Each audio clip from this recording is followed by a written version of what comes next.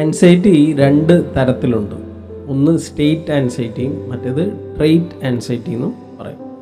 State anxiety എന്ന് പറയുന്നത് ആ പർട്ടിക്കുലർ സിറ്റുവേഷനോട് കണക്ട് ചെയ്തുണ്ടാവുന്ന ഒരു ആൻസൈറ്റിയാണ്. ആ സിറ്റുവേഷൻ മാറിക്കഴിയുമ്പോൾ ആൻസൈറ്റി തീരും. ഓക്കെ, അന്നേരം ഒരു പർട്ടിക്കുലർ സിറ്റുവേഷനോട് കണക്ട് ചെയ്ത് മാത്രം ഉണ്ടാവുന്ന ഒരു ആൻസൈറ്റീനാണ് സ്റ്റേറ്റ് ആൻസൈറ്റി എന്ന് പറയുന്നത്. ട്രെയ്റ്റ് ആൻസൈറ്റി എന്ന് പറയുന്നത് ഒരു വ്യക്തിയുടെ പേഴ്സണാലിറ്റിയുടെ ഭാഗമായിട്ടുണ്ടാവുന്ന ആൻസൈറ്റിയാണ്. അതൊരു ട്രെയ്റ്റ് ആണ്, പേഴ്സണാലിറ്റിയിലുള്ളൊരു ട്രെയ്റ്റ് ആയിട്ടാണ് അതിനെ പറയുന്നത്. അങ്ങനെയുള്ള ആൻസൈറ്റി ഡെയിലി ഉണ്ടാവുന്നതായിരിക്കും. ഒരു ഫ്രണ്ട് മെസ്സേജ് അയച്ചില്ലെങ്കിൽ അവരുടനെ ചിന്തിക്കും, അവനെന്താ എനിക്ക് മെസ്സേജ് അയക്കാത്ത, അല്ലെങ്കിൽ ഞാൻ മെസ്സേജ് അയച്ചിട്ട് അവൻ റിപ്ലൈ ചെയ്തില്ലെങ്കിൽ എന്നോട് എന്തെങ്കിലും ദേഷ്യം ഉണ്ടാവുമോ.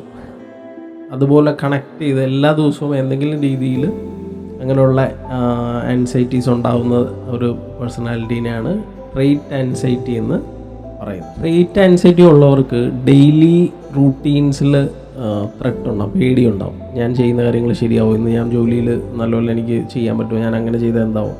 അതുപോലെ തന്നെ ഫിസിക്കൽ ഡേഞ്ചർ ഉണ്ടാവുമോ എന്നുള്ളൊരു ഭയമുണ്ടാവും. എനിക്ക് എന്തെങ്കിലും ആക്സിഡൻറ്റ് സംഭവിക്കുമോ, ഞാൻ ഇന്നത് ചെയ്താൽ അത് പ്രശ്നമാവുമോ, അല്ലെങ്കിൽ ഒരു മുറിവുണ്ടായി അത് വേറെ എന്തെങ്കിലും അസുഖമായിരിക്കുമോ, ഇങ്ങനെയൊക്കെയുള്ള രീതിയിൽ ഫിസിക്കൽ ഡേഞ്ചറിനോട് കണക്ട് ചെയ്തുള്ള ത്രെട്ട് ഉണ്ടാവും. പിന്നെ സോഷ്യൽ സിറ്റുവേഷനിലുണ്ടാവുന്ന ത്രെട്ടാണ്.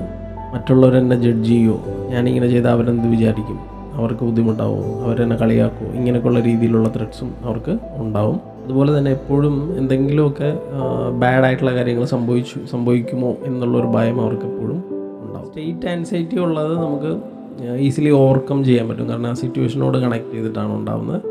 ട്രെയ്റ്റ് ആൻസൈറ്റി ആകുമ്പോൾ നമുക്ക് ലോങ് ടേം ആയിട്ടുള്ള ട്രീറ്റ്മെൻറ്റ്സും തെറാപ്പീസും ഒക്കെ വേണ്ടി വരും.